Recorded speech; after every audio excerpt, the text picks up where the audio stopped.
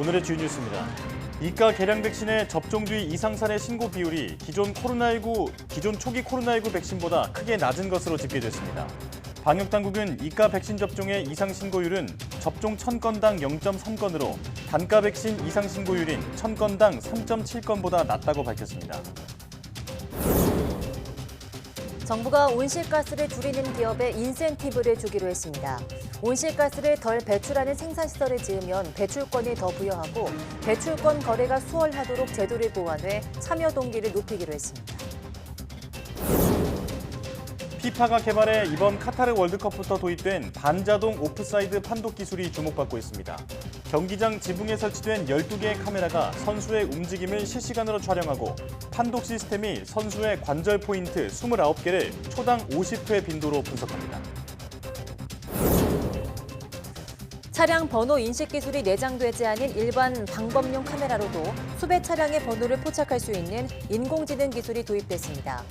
CCTV에 찍히는 차량의 번호를 AI가 실시간으로 분석해 수배 차량 여부를 판단하고 이상이 발견되면 차량의 이동까지 추적하는 기능입니다. 올해 겨울은 3년째 계속되는 라니냐 현상으로 12월 초반부터 강추위가 시작될 전망입니다. 1월에는 북극 한파가 밀려와 추위가 맹위를 떨치겠지만 오래 가지는 않을 가능성이 큽니다.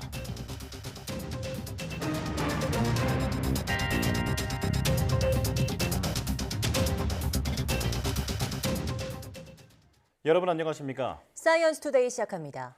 동절기 추가 접종에 사용되고 있는 이가 계량 백신의 이상 사례 신고 비율이 기존 초기 코로나19 백신보다 낮은 것으로 집계됐습니다. 중앙방역대책본부는 이가 백신 접종 207만 8천여 건 가운데 이상 사례 신고 건수는 692건으로 신고율은 접종 1000건당 0.3건이라고 밝혔습니다. 이는 단가 백신의 누적 신고율 1000건당 3.7건보다 크게 낮은 수준인데 다만 이가 백신 접종을 시작한 지 얼마 되지 않았고 접종자 표본이 크지 않다는 점을 고려할 필요가 있습니다. 이가 백신 중에는 BA1 기반 모더나 백신 신고율이 0.4건이었고 화이자 백신은 BA1 기반과 BA45 기반 모두 0.2건이었습니다. 코로나19와 계절 독감이 동시에 유행하면서 최근 다시 수급 불안이 제기된 아세트아미노펜 성분 조제용 해열 진통제 가격이 다음 달부터 인상됩니다. 보건복지부는 22차 건강보험정책심의위원회를 통해서 조제용 아세트아미노펜의 건강보험 상한 금액을 기존의 한정당 50원에서 51원에서 70원에서 90원으로 한시적으로 올리기로 결정했습니다. 기한은 다음 달 1일부터 내년 11월 30일까지이고 내년 12월부터는 일괄 70원으로 조정됩니다. 이에 따라 환자가 부담하는 비용도 늘어서 하루 최대 복용량인 6정씩 3일간 처방되고 본인 부담이 30% 적용될 경우 품목에 따라 103원에서 211원 더 부담해야 합니다. YTN은 코로나19 방역 사업에서의 불법 계약에 대해 연속 보도하고 있는데요. 이번엔 80억 원이 들어간 국가 방역 사업에서 수상한 정황이 포착됐습니다.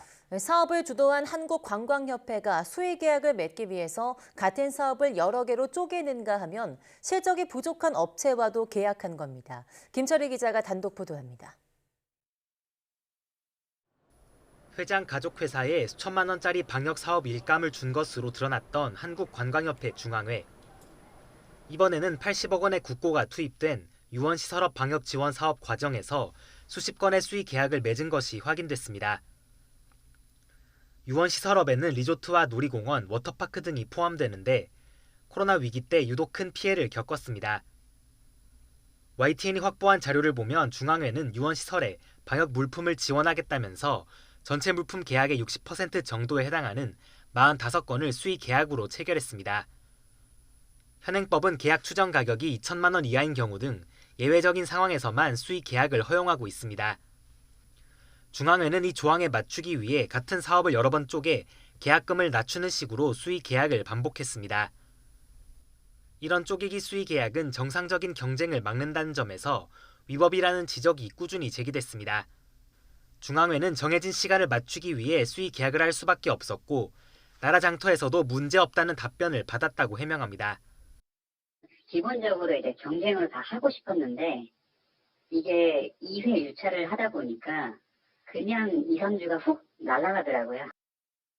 다만 특정 업체에 특혜를 준 적은 없고 인터넷에서 필요한 물건을 찾은 뒤 업체에 직접 연락하는 식으로 계약을 맺었다고 덧붙였습니다. 하지만 확인해보니 역시 사실과 달랐습니다. 일부 업체는 인터넷 검색만으로는 판매처를 찾을 수 없었던 데다 해당 물품을 제대로 조달한 적도 없었던 겁니다.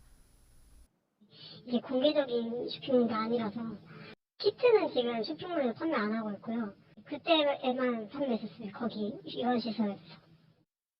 중앙에는 뒤늦게 물건을 찾기 어려운 경우 아름아름 소개받아 계약한 경우가 있다고 추가 해명을 내놨지만 정확히 누가 왜 해당 업체를 추천했는지는 기억 못한다고 말했습니다.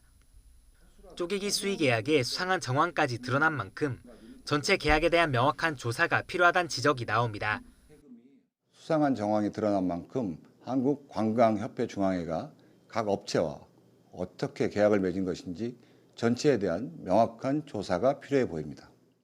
긴급 수의 계약 사유에 감염병 예방이 포함된 건 지난 2020년입니다.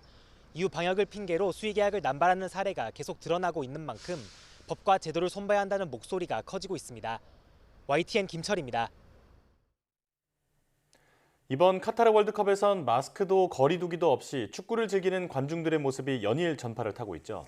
여전히 강력한 제로 코로나 정책에 발이 묶인 중국인들은 딴 세상 이야기 같은 화면을 보면서 허탈감을 토로하고 있습니다. 베이징에서 강정규 특파원이 보도합니다. 카타르 월드컵 주 경기장, 중국 국영기업이 건설했습니다. 월드컵 기간 숙박난, 교통난 해소를 위해 도입한 컨테이너 호텔 6,000곳과 버스 3,000대, 수도 공급용 저수지 15곳 등 곳곳에 중국의 손길이 닿았습니다. 중국 기업들의 후원금도 역대 최대 14억 달러에 육박하는 걸로 전해집니다. 중국인들 사이에서 월드컵에 대표팀만 빼고 다 갔다는 자조 섞인 농담이 나오는 이유입니다. 中国队虽然缺席了本届世界杯，但是世界杯上并不缺少中国元素。 특히 마스크도 거리 두기도 없이 축구를 즐기는 세계인들의 모습에 허탈감은 더합니다. 강력한 제로 코로나 정책으로 수많은 사람들이 격리되거나 봉쇄의 공포에 시달리고 있기 때문입니다. 这届世界杯开幕，成千上万的人聚集在一起也不戴口罩，这是一个政治的问题。中国就宣布抗击新冠病毒胜利了，所以现在这个不可能再开放了。 중국 내 하루 확진자 수는 역대 최악으로 치닫고 있지만 다른 나라들과 비교할 때 인구 대비 감염률은 높지 않은 편입니다. 이번 월드컵을 지켜보는 중국 누리꾼들은 이렇게 같은 시대, 다른 세상을 살고 있다는 불만을 토로하고 있습니다. 베이징에서 YTN 강정규입니다. 지난해 우리나라 성인의 비만 유병률은 소폭 감소한 가운데 40대 남성과 30대 여성은 늘어난 것으로 나타났습니다. 질병관리청이 발표한 국민건강 영양조사 결과를 보면 지난해 성인 비만 유병률은 남성 46.3%, 여성 26.9%로 1년 전보다 각각 1.7%포인트, 0.8%포인트 감소한 것으로 나타났습니다. 전체적인 비만 유병률은 다소 줄었지만 40대 남성은 57.7%, 30대 여성은 25.7%로 1년 전보다 각각 7%포인트, 3%포인트 늘었습니다. 최근 10년간 우리나라 청소년 사망 원인 1위인 극단적 선택을 막기 위해 정부가 고위기 청소년 조기 발굴과 맞춤형 지원책을 마련했습니다. 여성가족부는 청소년 시설 이용 청소년에게 정서, 행동, 특성 조사를 하고 초중고, 대학 신입생을 대상으로 정신건강 검사를 확대해 위기 청소년 조기 발굴을 강화하겠다고 밝혔습니다. 또 전국 240개 청소년 상담복지센터에 임상심리사를 신규로 배치해 자살과 자해에 특화된 심리 클리닉을 운영하고 청소년 상담 전화 1388의 전문 상담 인력을 늘려 심리 지원과 비대면 상담을 확대한다고 밝혔습니다. 올해 겨울은 예년보다 춥고 기온 변화도 심할 것으로 보입니다. 특히 12월 시작부터 강추위가 찾아오고 서해안에는 폭설이 자주 내릴 가능성이 큽니다. 정혜윤 기자입니다. 비가 내렸지만 날씨는 온화했습니다. 찬 공기가 내려왔던 예년과 달리 따뜻한 공기가 한반도를 감싸고 있기 때문입니다. 비교적 포근했던 늦가을 날씨는 12월의 시작과 함께 돌변하겠습니다. 내륙 아침 기온이 영하권으로 곤두박질하며 매서운 겨울 추위가 찾아올 것으로 보입니다. 12월이 시작되는 다음 주 중후반부터는 찬 대륙 고기압이 우리나라로 확장을 하면서 영하권의 추위를 보이는 등 기온의 변동이 크겠습니다. 3년째 계속된 라니냐의 영향으로 겨울 초반에 강추위가 기승을 부리는 겁니다. 겨울 중 가장 추운 1월에는 북극 한파가 몰려올 것으로 보입니다. 기온이 영하 10도를 밑도는 동장군이 맹위를 떨치겠지만 한파가 오래가지는 않을 가능성이 큽니다. 예년보다 춥지만 기록적인 한파 가능성은 낮게 보는 이유입니다. 올 겨울에도 라니냐 영향이 이어지면서 12월 초반에는 한두 차례 강추위가 찾아오겠고 1월에도 북서쪽으로부터 찬 공기가 주기적으로 남하하겠지만 한파가 장기간 이어지는 경향은 아닐 것으로 예상됩니다. 2월은 1월과 반대로 겨울 추위가 일찍 물러날 것으로 예상됩니다. 올겨울 강수량은 예년과 비슷하거나 적겠지만 12월에는 지형적인 영향으로 서해안에 폭설이 자주 내릴 전망입니다. YTN 정혜윤입니다.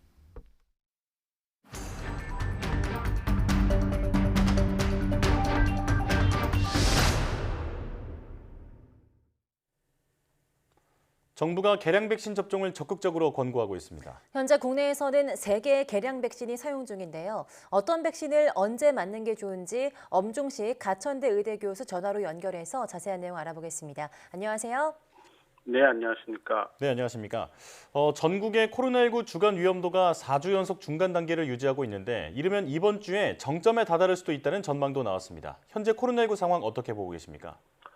예, 이번 7차 유행을 예측하는 데 있어서 가장 어려운 점은 감염된 분들 중에 확진을 받는 비율이 계속해서 낮아진다라는 점 때문에 정확한 예측이 어려운 상황입니다. 그런데 많은 전문가들이 이번 유행의 정점이 빠르면 11월 마지막 주일 것이다라고 예측을 한 바가 있고요.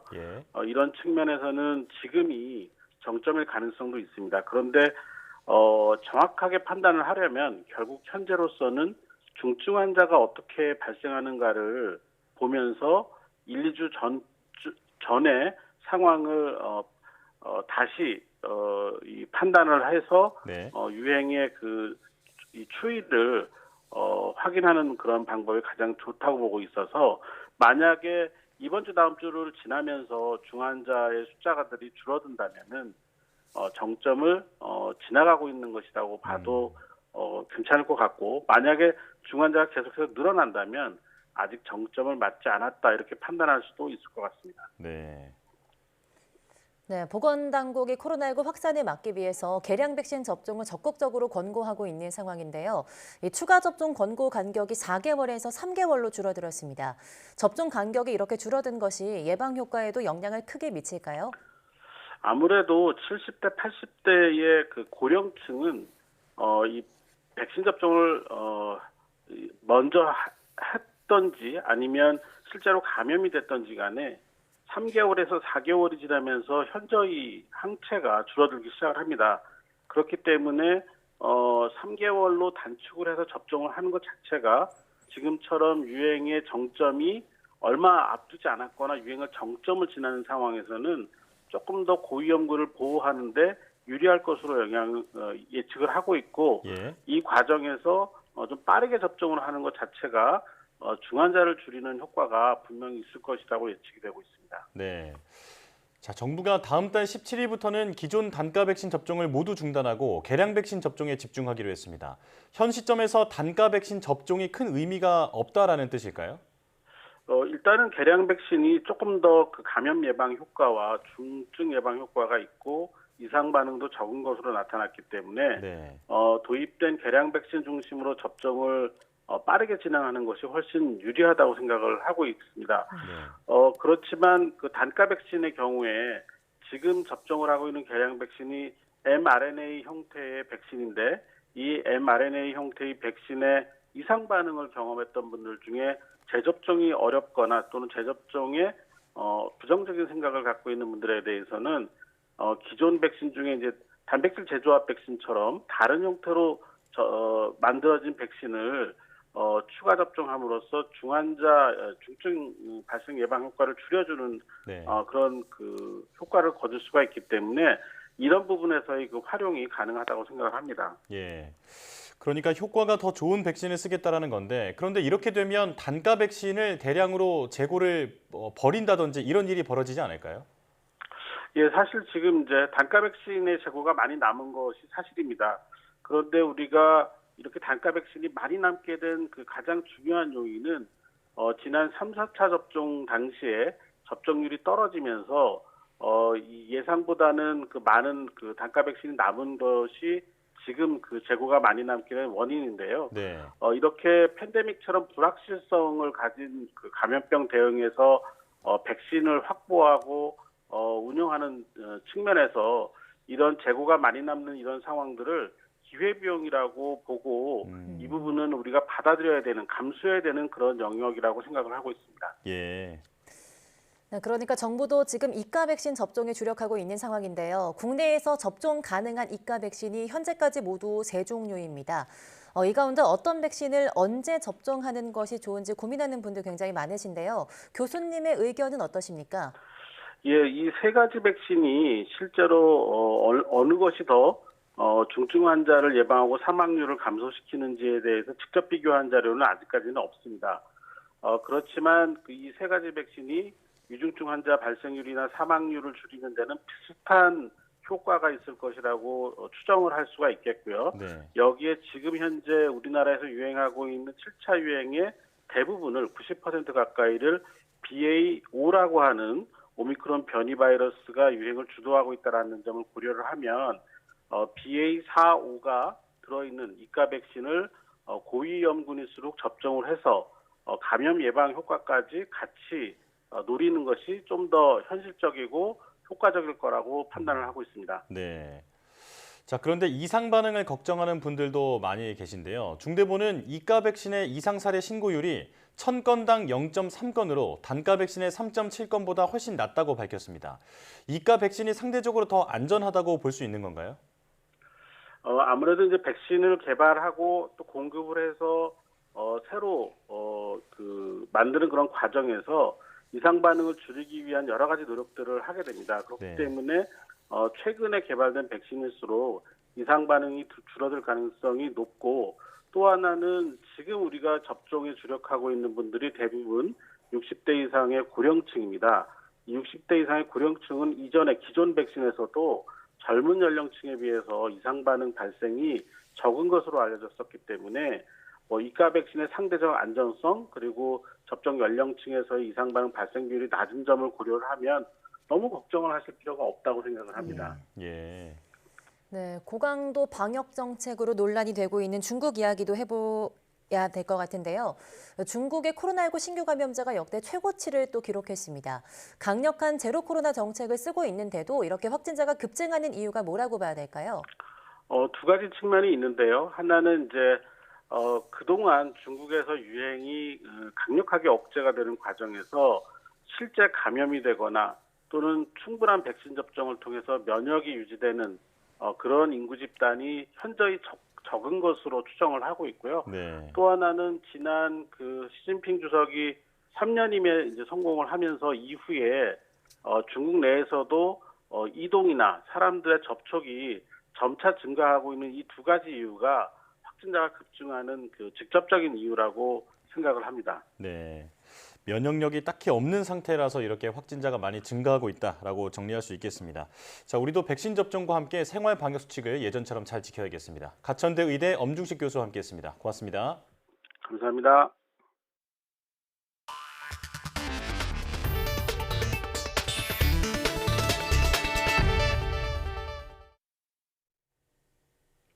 이번 카타르 월드컵은 최초로 중동에서 또 겨울에 열리는 월드컵이기도 하지만 오프사이드 판독에 첨단 과학이 동원된 최초의 월드컵이기도 합니다. 국제축구연맹 피파가 개발한 판독 시스템인데요. 어떤 기술인지 양효영 기자가 소개합니다. 축구 경기장 위에서 벌어지는 모든 상황은 17개의 규칙 안에서 이루어집니다. 이 중 축구의 전술적 미학을 끌어올린 결정적 규칙은 바로 옵사이드.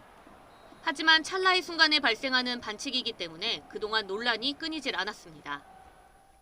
2018년 러시아 월드컵부터 비디오 판독 시스템이 공식 도입됐지만 도입 후에도 기준이 애매하고 판정까지 오랜 시간이 걸린다는 문제점이 계속됐습니다. We know that sometimes it takes too long to make a final decision on offside incidents. 이번 카타르 월드컵부터는 옵사이드 50 논란이 사라졌습니다.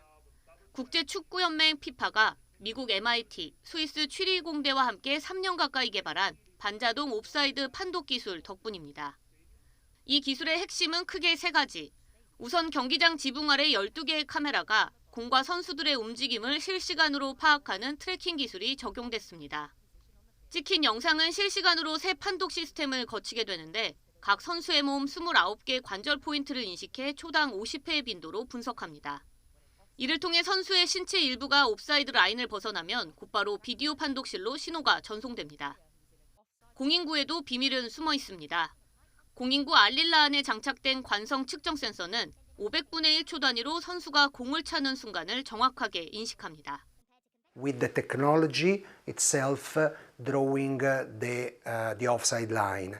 This will reduce the time needed for the assessment as well as the accuracy will be improved. 경기 중 옵사이드 상황이 벌어지면 개발한 판독 시스템이 곧바로 비디오 판독실로 신호를 전송하고 결과는 주심에게 전달됩니다. 주심이 옵사이드로 판정하면 시스템이 전송한 데이터가 3D 애니메이션으로 변환돼 경기장 전광판과 중계방송에 그대로 송출됩니다. 피파는 새 판독 시스템을 통해 평균 70초가 걸렸던 비디오 판독 판정보다 훨씬 짧은 평균 25초에 옵사이드를 판정할 수 있다고 설명했습니다. YTN 사이언스 양우영입니다. 차량 번호 인식 기술이 내장되지 않은 일반 방범용 카메라로도 수배 차량의 번호를 포착할 수 있는 인공지능 기술이 도입됩니다. 충남과 서울, 부산에서 이 기술에 대한 실증 사업을 벌이고 있는데요. 인공지능 기술이 값비싼 장비를 대체해낼 수 있을지 주목됩니다. 양동훈 기자입니다. 검정 차량이 관제센터 대형 스크린에 보이고 잠시 뒤 수배 차량이 포착됐다는 경고 메시지가 떠오릅니다. 이동 경로를 실시간으로 확인한 경찰이 출동하고 이내 수배 차량의 앞을 가로막는 데 성공합니다. 충남도는 일반 방범용 CCTV에 인공지능 기술을 접목해 차 번호를 인식하고 수배 차량을 확인하는 추적 시스템에 대한 시연회를 열었습니다. 충남 지역에 설치된 방범용 CCTV 2만 6천여 대 중 차량 번호 인식이 가능한 CCTV는 5%인 1,300여 대에 불과합니다. 나머지 95%의 CCTV에서 수배 차량을 포착하려면 관제센터 직원들이 일일이 눈으로 봐야 했지만 천안과 아산에서는 인공지능이 자동으로 번호를 확인합니다. 이 시스템을 활용하면 일반 방범용 CCTV를 통해서도 차량 번호를 추출할 수 있고 추출된 차량 번호는 경찰청 수배 차량 검색 시스템과 연동돼 곧바로 확인이 가능합니다. 인공지능을 최대한 효율적으로 활용하기 위해 동적 할당 기능도 도입했습니다. 평상시에는 주요 거점 CCTV 위주로 차량 번호판을 확인하다가 수배 차량이 나타나면 바로 근처 CCTV들의 분석 기능을 부여해 동선을 추적하는 기능입니다. 지역 분할해서 운영하고 있다가 수배 차량이 근거가 되면 동시에 다른 카메라 지역에 있는 카메라의 AI 그 부분들을 그 지역으로 분포시켜서 집중 관제를 반경 단위로 할 수 있도록 되어 있습니다. 기존 차량 번호 인식용 CCTV는 고가여서 많이 설치할 수 없었기 때문에 이번 기술을 활용하면 비용 절감 효과가 클 거로 기대됩니다. 기존의 번호 인식 카메라는 800에서 900만 원 정도의 고가의 장비였는데 방범용 CCTV는 이거의 10분의 1 정도 가격입니다. 충남도는 이번 사업을 다른 시군으로 확대해 나가는 한편 세금 체납 차량, 공해 차량, 미등록 차량 등을 찾는 데 확대 적용하는 방안도 검토할 방침입니다. YTN 양동훈입니다. 유럽연합 EU 회원국들이 430억 유로, 약 60조 원이 들어갈 역내 반도체 산업 육성 계획 추진에 합의했다고 블룸버그 통신이 보도했습니다. EU는 이번 계획을 통해 반도체 공장의 범위를 확대하고 국가 지원을 승인해 역내 반도체 산업의 발전을 유도한다는 방침입니다. EU는 다음 달로 예정된 회원국 장관회의에서 합의안을 승인할 예정이며 이후 유럽의회와의 조율을 통해 최종 추진 계획을 확정할 예정입니다. EU 집행위원회는 역내 반도체 생산량을 2030년까지 전 세계 반도체 생산량의 20%까지 끌어올린다는 목표 아래 반도체 산업에 430억 유로를 투자하는 이른바 EU 반도체 칩법을 올해 초 제안한 바 있습니다. 환경부가 온실가스를 줄이는 기업에 배출권을 더 부여하고 온실가스 감축 실적 인정 대상을 확대하는 배출권 거래제 개선 방안을 공개했습니다. 환경부는 온실가스를 적게 배출하는 최우수 시설을 짓거나 노후 설비를 교체해 배출 효율을 개선하면 배출권을 더 부여하고 저탄소 원료로 제품을 만들거나 재생에너지를 써도 온실가스 감축 실적으로 인정해 기업들의 참여를 유도하기로 했습니다. 또 온실가스 배출권 거래를 활성화하기 위해 배출권 가격 변동성을 완화하고 배출권 인증 절차를 단축하는 등 지원에 들어갑니다. 신규 중소기업은 가동 정상화까지 시간이 걸리는 점을 고려해서 초기 배출권을 추가 할당하고 소규모 업체는 배출권 거래 시스템 연회비를 면제해 시장 참여를 도울 예정입니다. 한국은행이 기준금리를 또 한 번 인상했습니다. 한국은행 금융통화위원회는 올해 마지막 회의를 열고 기준금리를 0.25%포인트 높인 연 3.25%로 결정했습니다. 지난 4월 이후 6차례 연속 기준금리를 올린 것으로 사상 처음 있는 일입니다. 금리 인상 결정 이후 나온 이창용 한은 총재의 말을 잠깐 들어보겠습니다. 5% 수준의 높은 물가 오름세가 당분간 지속될 것으로 전망되는 만큼 물가 안정을 위한 정책 대응을 이어나갈 필요가 있다고 판단하였습니다. 인상폭과 관련해서는 앞으로 경기 둔화폭이 확대될 것으로 예상되는 가운데 외환 부분의 리스크가 완화되고 단기 금융시장에서의 자금 조달이 제약되고 있는 점 등을 종합적으로 고려해 볼 때 25bp가 적절하다고 판단하였습니다. 이 결정은 금통위원 전원 일치였습니다. 정부가 내년도 부동산 공시가격 현실화율을 문재인 정부의 공시가격 현실화 로드맵 발표 이전인 2020년 수준으로 되돌립니다. 금리 인상과 경기 침체로 최근 집값이 급락하면서 실거래 가격이 공시가격보다 낮은 역전 현상이 속출하자 공시가격을 대폭 하향 조정하는 건데요. 이렇게 되면 주택 소유자의 보유세 부담이 올해보다 낮아질 것으로 보입니다. 이동호 기자입니다. 최근 집값이 가파르게 떨어지고 있는 서울 잠실 주공 5단지. 전용 면적 76제곱미터가 19억 850만 원에 팔렸는데 이는 공시가격 19억 3,700만 원보다 3천만 원가량 낮은 것입니다. 이처럼 실거래 가격이 공시가격보다 낮은 역전 현상이 속출하자 정부가 공시가격을 2020년 수준으로 하향 조정하기로 했습니다. 공시가격 현실화율이 과도하게 높아지며 보유세 부담이 가중돼 조세 저항까지 우려된다는 판단에 따른 것입니다. 공시가격이 실거래가보다 높은 역전 문제가 생겨났습니다. 기존의 과도한 현실화 계획을 바탕으로 해서 산정된 공시가격 자체에 대한 국민의 신뢰와 수용성이 크게 떨어지고 있습니다.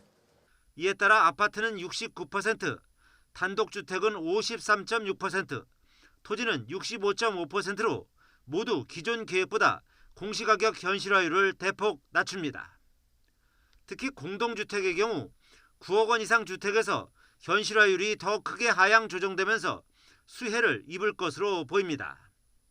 9억 원 이상 주택은 지난 정부가 현실화가 미흡한 고가주택으로 분류해 최근 2년간 공시가격이 급격하게 올랐습니다. 14억 원 아파트 시세가 10% 내릴 경우 내년도 공시가격 하향 조정으로 50만 원 이상 보유세가 줄어들 것으로 예상됩니다. 공시가격은 종합부동산세와 재산세뿐 아니라 건강보험료와 기초연금 등 67개 행정제도의 기준으로 사용됩니다. 정부는 2024년 이후 적용될 공시가격 현실화 계획은 내년 이후 부동산 시장 상황과 경제 여건의 불확실성이 높아 내년 하반기에 마련할 예정입니다. 또 재산세 부담 완화를 위해 1주택자의 공정시장 가액 비율을 지난 6월 60%에서 45%로 낮춘 데 이어 추가로 인하한다는 계획입니다. 정부는 또 1주택자의 기본 공제 금액을 11억 원에서 12억 원으로 올리는 등의 종부세 개편안이 시행되면 종부세 납부 인원이 2020년 수준으로 환원될 것이라며 개정안의 국회 통과를 위해 노력하겠다고 밝혔습니다. YTN 이동호입니다. 미국에선 추수감사절 인구 이동이 팬데믹 이전 수준으로 회복했지만 물가가 역대 가장 높은 명절로 기록되고 있습니다. 미국 중앙은행인 연방준비제도도 곧 금리 인상 속도를 늦추겠지만 인플레이션을 잡으려면 아직 갈 길이 멀다고 평가했습니다. 워싱턴 권준기 특파원이 보도합니다. 올해 추수감사절을 맞아 여행길에 오르는 미국인 수는 5,500만 명에 이를 것으로 집계됐습니다. 코로나 이전 수준으로 회복한 수치입니다. 문제는 휘발유가 갤런당 3.61달러로 역대 추수감사절 최고 기름값을 기록했고 항공료도 코로나 이전보다 20% 이상 올랐다는 겁니다. For a while there, I got round trip tickets for probably $80. But now I feel like they're probably closer to like $400 on average. 추수감사절 밥상 물가도 줄줄이 올랐습니다. 칠면조 값이 작년보다 24% 오르는 등 주요 식료품 가격이 20% 안팎으로 인상됐습니다. Well, everything's more expensive. I mean, honestly, we raise our own corn to feed our turkeys. 이달 초 열린 연준회의 의사록을 보면 인플레이션 압력이 약화되고 있다는 신호가 거의 보이지 않는다고 평가돼 있습니다. 그러면서 목표로 했던 2%대 물가 상승률을 달성하기 위해선 애초 생각했던 것보다 최종 금리가 더 높아질 수 있다고 관측했습니다. 다만 지금까지 이어온 고강도 금리 인상의 효과를 파악하기 위해 금리 인상 속도를 늦출 필요가 있다고 입을 모았습니다. 따라서 12월 연준회의에서는 자이언트 스텝이 아닌 빅스텝 0.5%포인트 금리 인상 가능성이 더 커졌지만 내년에도 상당 기간 금리 인상 행진은 불가피할 것으로 전망됩니다. 워싱턴에서 YTN 권윤기입니다.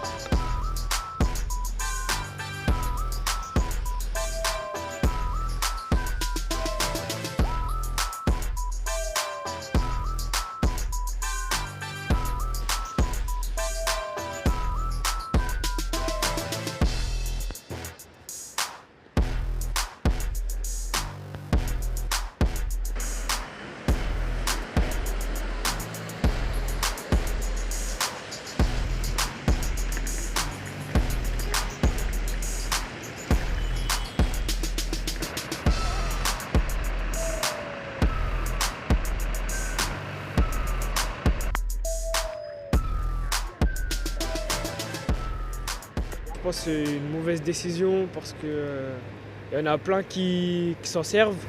Après, il y a beaucoup d'accidents aussi, mais moi je trouve si on est prudent, il n'y a pas d'accident. C'est une très bonne chose. Ouais.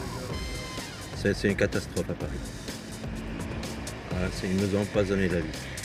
C'est très très dangereux. Très très dangereux. On les voit tous les jours, tous les jours, tous les jours. C'est un massacre. Dans la circulation, c'est fatigant, il faut avoir les yeux partout. Ça faufile de partout, entre les voitures. C'est très très dangereux. Voilà, c'est par rapport à tout ça. Bonne chose pour vous alors? Ah oui, franchement. Ça fait vraiment plaisir.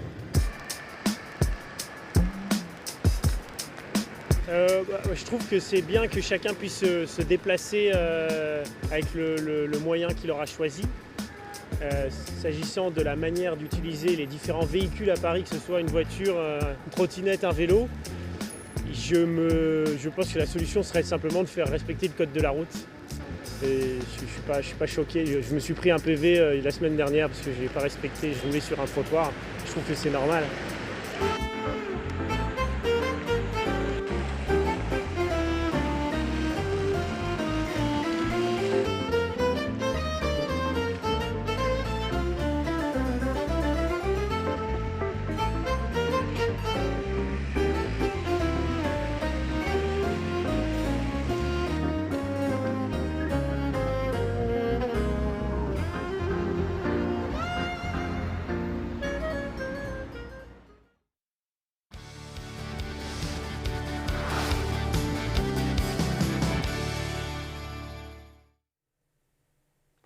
ICT 첨단 제품은 성능과 기능이 중요하지만 제품의 외관이나 조작 편의성 등 디자인 역시 사용자들에게 큰 영향을 줄 수 있다는 연구 결과가 나왔습니다.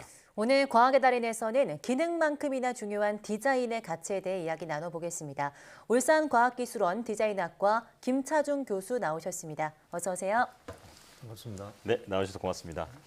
자, 이 스마트폰 같은 ICT 제품의 디자인이 왜 중요한지 우선 교수님께서 개괄적으로 한번 설명해 주실까요? 네, 그 ICT 제품 서비스 사용을 통한 긍정 경험들은 우리의 장기적 행복에 이바지하는 것으로 밝혀졌습니다. 예. 더 세부적으로 그 긍정 경험들을 심미성, 도구성, 행동 중재자의 세 가지 측면으로 분류했을 때 그 제품 혹은 서비스가 행동 중재자로 작용할 때가 대부분의 이유였습니다. 반면 심미성과 도구성이 이유인 경우 대부분 유의적인 행복에 이바지했고 행동 중재자가 이유인 경우 유의와 성취적이고 삶의 가치적인 행복 모두에 영향을 주었습니다. 예. 또 20개의 긍정 감정 중 긍정 경험과 관련된 긍정 감정들을 기록하게 하였는데 그 결과 관련된 긍정적인 감정의 스펙트럼이 넓은 사람들이 더 장기적 행복과 큰 관련성이 있는 것으로 밝혀졌습니다.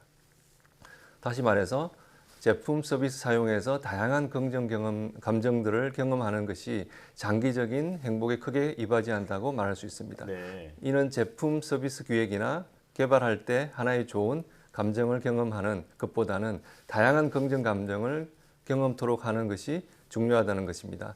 그러니까 재미만 주는 것보다는 존경, 영감 혹은 용기와 희망도 경험토록 하는 제품 디자인과 서비스가 필요하다는 것이죠. 네, 그러니까 제품 사용이 사람한테 영향을 주니까 디자인이 그만큼 중요하다 이런 말씀이신 것 같은데요. 이번 연구가 어떤 방식으로 진행됐을까요? 이번 연구는 미국인 116명을 대상으로 5가지 ICT 기술이 적용된 제품이나 서비스, 다시 말해서 휴대폰, 컴퓨터, 게임기, 이어폰, 드론, 이북 리더와 같이 일상의 제품 사용을 통해 긍정적인 경험들을 샘플링했습니다. 네. 다양한 ICT 제품 서비스로 자극을 주기 위해 다양한 그런 제품 서비스 사진들로 구성된 콜라주가 제공이 되었고요. 이후에 그 일상에서 사용하는 ICT 제품 서비스 중에 긍정 경험을 주었던 혹은 주고 있는 5가지 제품을 해고적 해석 방식으로 기술하도록 했습니다. 그 표본으로부터 총 580개의 긍정 경험 사례들이 모였습니다. 예. 그 긍정 경험의 이유를 서술적으로 알리게 했는데 그리고 그 긍정 경험과 관련된 다양한 긍정 감정들을 점수로 매기게 하였고요. 예. 그 긍정 경험들의 이유는 심미성, 기능성, 행동 중재자로 분류되었고 마지막으로 그 긍정 경험이 어떻게 장기적, 유의적 행복과 의미적 행복에 영향을 미쳤는지 평가하도록 했습니다. 네, 제품 사용이 이 자신의 삶에 얼마나 긍정적인 영향을 미쳤는지를 이제 설문조사를 하고 그것에 대한 답변을 이제 모아본 건데 어떤 결론이 나왔는지 한번 정리를 해주시죠. 네. 이번 연구 결과가 시사하는 바는 지금까지 제품이나 서비스 디자인은 미학이나 도구의 역할에 초점을 맞추는 것에 국한됐는데 이 2가지 역할이 충족되더라도 장기적 행복에 이바지하는 것은 어렵다는 것입니다. 따라서 새로운 제품과 서비스 개발 시 행동 중재자 역할을 할 수 있도록 그리고 다양한 긍정적 감정을 경험할 수 있도록 디자인된다면 사용자의 장기적 행복에 기여할 수 있다는 것이죠. 네. 네, 그런데 이 디자인과 관련된 연구는 또 많을 거 아니에요. 근데 정보통신, 그러니까 ICT 적용 제품으로 행복감을 알아보는 연구를 진행하신 이유가 또 있을까요? 네. 우리는 요즘 ICT 제품이나 서비스의 사용이 우리의 행복에 부정적으로 영향을 미칠 거라고 걱정합니다. 특히 코로나로 인해서 그런 제품이나 서비스에 대한 의존도가 더 커지면서 그런 걱정이 많아졌는데요. 네. 저도 딸들이 있는데 네. 스마트폰을 끼고 지내는 시간이 많아져서 중독되면 어쩌나 혹시 이상한 컨텐츠에 노출되면 안 되는데 하는 걱정들이 많았습니다. 그런데 제가 연구하는 이모션 분야에서는 감정 경험의 다양성이 웰빙과 관련이 있고 그래서 한번 실증적으로 ICT 제품 디자인, 서비스의 사용이 우리의 장기적 행복과 어떤 관련이 있는지 연구하게 되었는데요. 정리하자면 ICT 제품 사용이 어떤 영향을 주는지 알아보고 거기서 디자인의 중요성과 방향성을 찾기 위해 시작한 거죠. 네, 사실 휴대폰이나 컴퓨터, 태블릿 PC 같은 그런 ICT 제품 사용이 마냥 이제 안 좋은 영향을 줄 거다라고 생각하지 않고 그게 실질적으로 이제 어떤 영향을 주는지를 알아보기 위해서 이런 연구를 시작하셨다라는 건데요. 자, 그렇다면 말씀해주신 그런 연구와 비슷한 또 기존의 이와 관련된 연구는 없었나요? 심리학에서는 감정 경험의 다양성의 영향, 긍정, 부정 경험이 삶에 미치는 영향 등 주로 이론적이고 그리고 인문학적 접근으로 연구를 했고 디자인 연구자들도 사용자 경험에 대한 이론과 연구는 많았지만 실제로 사람들이 일상에 사용하는 제품이나 서비스를 대상으로 우리의 감정 경험의 다양성과 장기적 행복과의 연관성을 실증적으로 연구한 건 없었습니다. 네. 그런데 교수님께서는 이거와 관련해서 많은 연구를 또 진행도 하셨고 사회적 약자를 위한 기술 개발도 꾸준하게 하셨다고 들었습니다. 그중에서 2년 전이죠. 물 부족으로 어려움을 겪는 아이들을 위해서 아쿠아시스라는 물병을 개발하신 것으로 알고 있는데요. 이 아쿠아시스가 어떤 기술인지 소개 부탁드립니다. 네. 사실 아쿠아시스 프로젝트는 수업에서 시작되었습니다. 저희 학교의 그 에너지화학공학과 학생이 제 수업을 들으면서 그 학과의 이제 김영식 교수님이 개발하신 그 해수 배터리 기술을 알게 되었고 그렇게 에너지화공과 학생들과 제 연구실 학생들이 그 팀을 만들어 진행하게 되었습니다. 이 기술은 해수에 전극을 넣으면 해수가 이온화되면서 배터리가 충전되는 기술인데 흥미롭게도 이 이온화 과정에서 해수가 담수가 된다는 것이었습니다. 그렇다면 이 기술이 가장 의미 있게 사용될 수 있는 상황이나 장소를 브레인스토밍 했죠. 처음에는 난민들이 보트를 타고 가다 사고로 사망하는 경우가 많아 난민들을 위한 해상 부유식 서바이벌 키트로도 구상을 하였는데 여러 가지 고민 끝에 바다를 인접하고 있지만 물이 부족한 국가나 사람들을 위한 제품으로 개발하였습니다. 여기에 그치지 않고 해수 배터리 기술로 담수화와 동시에 충전도 되니 물통의 뚜껑은 밤에 조명으로도 기능하여 전력이 부족한 국가의 사람들에게도 친환경적으로 밤에 독서나 활동도 가능하게 했습니다. 네, 학생들과 함께 개발한 아주 뜻깊은 기술이다라는 생각이 드는데요. 자, 2년 전에 개발하신 거잖아요. 그렇다면 실제로 적용해서 사용하고 있나요? 아쿠아시스는 2년 전에 컨셉으로 제안되었고 컨셉 분야에서 IF 디자인 본상을 수상했습니다. 컨셉을 도출하는 과정에서 김영식 교수님과 교류하며 기술적으로 가능하다는 것을 바탕으로 진행됐죠. 다만 그 랩 실험에서는 실제로 구현되는 기술인데 그 프로토타입 크기가 컨셉에 제한한 만큼 작거나 들고 다닐 수는 없었습니다. 그래서 수상 이후로 상용화 문의가 많이 들어와서 현재 김영식 교수님과 함께 해수 배터리 모듈을 소형화 작업을 계속 진행하고 있고 2, 3년 안에는 실제로 양산 가능할 것으로 기대하고 있습니다. 네, 지금 말씀하시는 동안 그림으로 나갔는데요. 기능도 굉장히 훌륭하고 디자인도 멋있는 것 같습니다. 이번 기술이 상용화될 경우 어떤 효과를 또 기대할 수 있을까요? 기본적으로 마실 수 있는 물이 부족한 섬이나 바닷가에 사시는 분들에게는 생수병처럼 아주 유용한 필수 생활용품이 되어 그분들의 식수를 해결할 것으로 기대됩니다. 또 글로벌하게는 바다를 인접하고 있지만 물이 부족한 제3세계에 사는 사람들에게 식수 문제를 해결할 것으로 기대되며 식수 부족으로 오염된 물을 마셔서 질병에 걸려 사망하는 경우가 많아 수인성 질병을 줄이는 데도 크게 이바지할 것으로 기대됩니다. 실제로 한 기업에서 섬에서 바다 낚시를 즐기거나 캠핑을 하시는 분들을 위해 제품 개발하고 싶다고 투자하고 싶다고 하는 분들도 계셨고요. 그런 측면에서 바다레저의 편리함에도 이바지할 수 있을 것으로 기대됩니다. 네, 저는 말씀을 들으면서 해상 재난 상황에서도 아주 유용하게 쓸 수 있을 것 같다 이런 생각이 드는데요. 자, 이런 아쿠아시스 말고도 여러 제품의 디자인을 만들었고 또 수상도 하셨다고 들었습니다.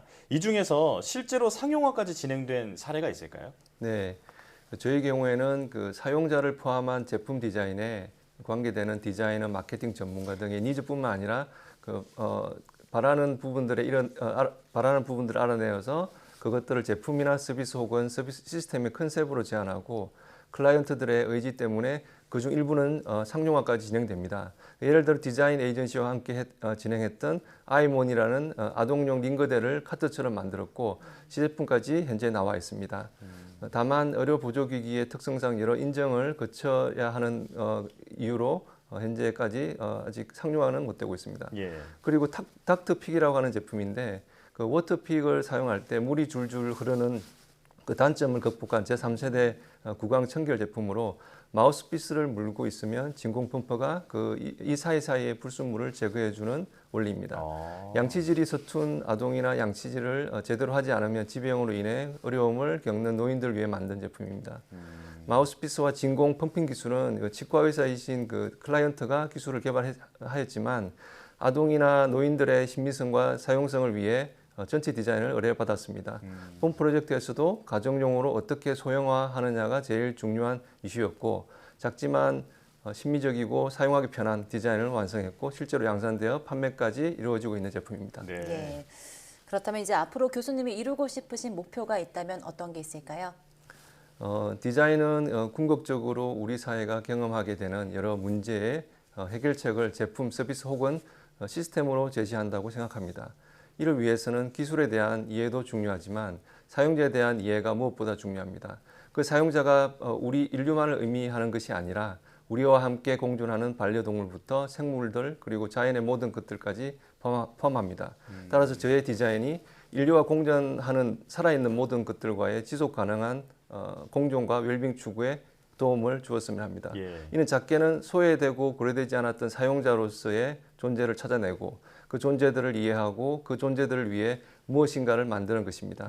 그리고 크게는 그동안의 디자인이 신미성, 기능성, 사용성에 그 초점이 모여왔었는데 그것을 넘어 디자인이 사용자들의 일시적인 감정이 아닌 제품, 서비스, 시스템 경험을 통해 우리들의 지속 가능한 웰빙에 이바지하는 가치 경험 중심의 디자인에 도전해보고 싶습니다. 예를 들면 어떤 제품을 통해 개인의 건강한 삶에 도움을 주고 혹은 어떤 서비스를 통해 사회 구성원들 간의 신뢰를 도모하는 그런 디자인을 하고 싶습니다. 네.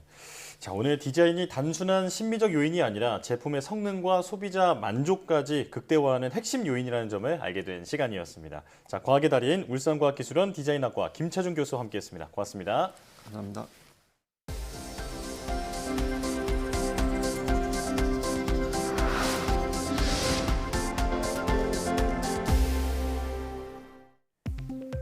국내 연구진이 다른 면역 세포들을 활성화하는 헬퍼 T세포를 이용한 항암 치료 기술을 개발했습니다. 디지스트와 경북대 의대 공동 연구진은 헬퍼 T세포에서 나온 세포 외 소포체가 독성 T세포의 활성을 유도해 피부암 및 흑색종을 효과적으로 억제한다는 점을 확인했다고 밝혔습니다. 세포 외 소포체는 세포끼리 정보 교환을 하는 과정에서 외부로 분비되는 물질입니다. 이번 연구 결과는 국제학술지 바이오 머티리얼즈에 실렸습니다. 국내 연구진이 코로나19 바이러스가 폐 안으로 침입하기 위해 결합하는 체내 수용체를 분해하는 물질을 발견했습니다. 지스트 연구진은 심장과 폐 등에서 다양한 생리 과정에 관여하는 생체 물질 아펠린 13이 코로나19 바이러스가 폐 안으로 침입하기 위해 결합하는 체내 수용체 ACE2를 분해한다는 점을 세포 실험을 통해 확인했다고 밝혔습니다. 연구진은 현재 동물 실험을 준비하고 있다며 성공적으로 마칠 경우 새로운 코로나19 치료법이 될 것으로 기대했습니다. 이번 연구 결과는 국제학술지 인터내셔널 저널 오브 메디신에 실렸습니다. 과학기술정보통신부는 합성생물학을 주제로 한 기술 영향평가 공개토론회를 25일 연다고 밝혔습니다. 합성생물학은 생명과학의 공학적 기술 개념을 도입해 인공적으로 생명체의 구성 요소와 시스템을 설계, 제작, 합성하는 분야입니다. 기술 영향평가는 기술이 사회에 미치는 다양한 측면의 영향을 사전에 평가해 나아가야 할 방향을 제시하기 위한 것으로 이번 공개토론회는 일반인도 현장 등록을 통해 참석할 수 있습니다. 원자력안전위원회가 부산에서 이틀 동안 2022 국가방사능 방제연합훈련을 실시했습니다. 코로나19 이후 3년 만에 열린 이번 연합훈련은 지역 주민 1,200여 명을 포함해 원안위와 지자체, 군과 경찰, 민간기업이 참여했으며 태풍 북상으로 고리 2호기에서 방사능이 노출되는 상황을 가정해 방제와 주민 대피 훈련 등을 했습니다. 유곡희 원안위원장은 방사능 방제 훈련을 통해서 범정부적 대응 체계와 주민 보호를 위한 제반 사항을 꼼꼼히 점검해 방사능 재난 시 사고를 조기 수습하고 신속한 주민 보호 조치에 공백이 없도록 하겠다고 밝혔습니다.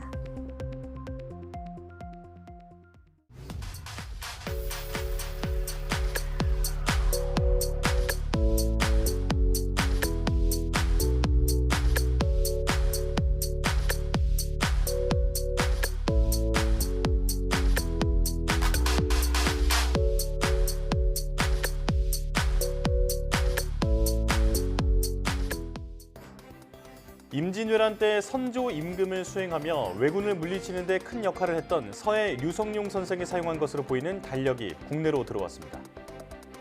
이 달력에는 1600년, 즉 경자년 한 해의 기록은 물론 이순신 장군의 마지막 순간에 대한 내용도 담겨 있었는데요. 네, 우리의 소중한 문화재를 해외에 사들여야 한다는 소식은 안타깝지만 이번 환수를 계기로 해외에 있는 우리의 소중한 문화재 환수가 더 활발히 이루어지기를 기대하겠습니다. 뉴스 마칩니다. 함께해 주신 여러분 고맙습니다.